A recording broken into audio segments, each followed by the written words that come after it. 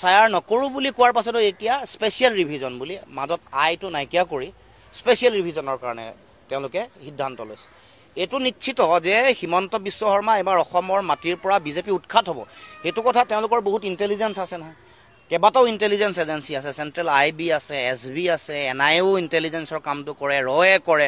সকলোৰে ৰিপৰ্টত ইমান বেছিকৈ মোহন ভাগৱত কিয় আহিব লগা হৈছে? আমি বিদেশীক ইয়াৰ পৰা বিতৰণ, বিদেশীক ভোটাৰ তালিকাৰ পৰা নাম কৰ্তন, তেওঁলোকক অসমৰ পৰা বা ভাৰতবৰ্ষৰ পৰা বিতৰণ, এই কথাটো আমি দাবী কৰি আহিছোঁ। আৰু মুখ্যমন্ত্ৰীয়ে নিজৰ বিফলতা ঢাকিবলৈ কি কথাটো কৈছে।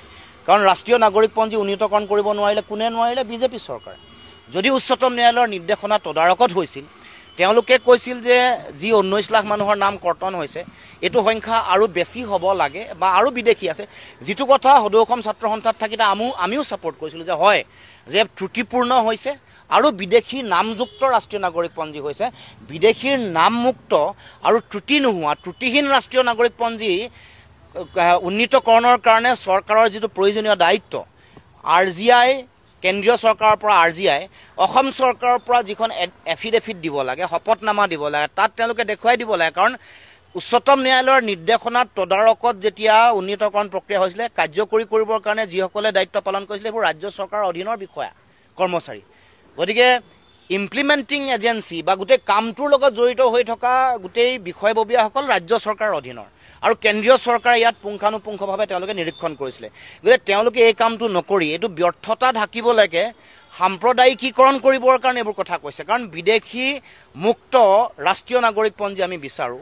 ভোটাৰ তালিকাত বিদেশীৰ নাম বা বাহিৰৰ মানুহৰ নাম থকাৰ কাৰণেই ঐতিহাসিক অসম আন্দোলন হৈছিল, এইটো কথা সকলোৱে জানে। ভোটাৰ তালিকাত বাহিৰৰ মানুহৰ নাম উপস্থিতি, এতিয়াতো সেই একে কথাই কৰিবলৈ কৈছে, কিন্তু দেশৰ নাগৰিক হ'ব পাৰে। কিন্তু তাত এটা উদ্দেশ্য আছে। দুদিন আগত অহা মানুহে যদি ভোটাৰ তালিকাৰ পৰা নাম সোমোৱাই তেওঁলোকে যদি ভোটদান কৰাৰ সুযোগ পায়, তেতিয়াহ'লে কিমান ভয়ংকৰ আৰু ভয়াৱহ পৰিস্থিতি হ'ব, সেইটো আপোনালোকে নিজেই সহজে অনুমান কৰিব পাৰে। আৰু সেই ভোটাৰসকল তেওঁলোকক মাতি আনিব, ভ্ৰাম্যমান ভোটাৰ, তেওঁলোক ভাড়াতীয়া হ'ব পাৰে। তেওঁলোকক ট্ৰেইন, ৰেল মন্ত্ৰণালয় তেওঁলোকৰ ৰেলত 10খন 15খন ট্ৰেইনত ভাড়া দি লৈ আহিলে তেওঁলোকক থাকিবলৈ ব্যৱস্থা কৰি দিব, ভোট দি আকৌ গুচি যাব। তাত ভোটৰ যিখন ৰাজ্যত তেওঁলোকৰ ভোটাধিকাৰ আছিলে তাত কৰ্তন কৰা তেওঁলোকৰ যিখন আবেদন পত্ৰ, যিখন তেওঁলোকে কৰ্তন কৰিবৰ কাৰণে ফৰ্ম প্ৰপত্ৰ জমা দিব, সেইখন আনি ইয়াত জেৰক্স কপি দেখুৱাই তেওঁলোকৰ নাম সোমাব পাৰিব। তাৰমানে ভোট দি ইয়াত ভাগ্য যিটো নিয়ন্ত্ৰণ কৰিব, তাৰ মানুহে এটা সমষ্টিত 5-10 হাজাৰ যদি আহি তেওঁলোকে ভোটদান কৰে, তেওঁলোক ভাগ্য নিয়ন্ত্ৰণ হৈ যাব। যিটো কথা আমি CAৰ সময়ত, নাগৰিকত্ব সংশোধনীৰ সময়ত কৈছিলোঁ, বিদেশী যেতিয়া থাকিব, বিদেশীক স্বদেশী যেতিয়া কৰা হ'ব, 10 হাজাৰ, 5 হাজাৰ বা 15 হাজাৰ মানুহেই ভাগ্য নিয়ন্ত্ৰণ হৈ যায়। কাৰণ সেইটো হিচাপতে মানুহ জিকা বা হৰাৰ অংকটো হয়। গতিকে এই কামটো সেইকাৰণে কৰিবলৈ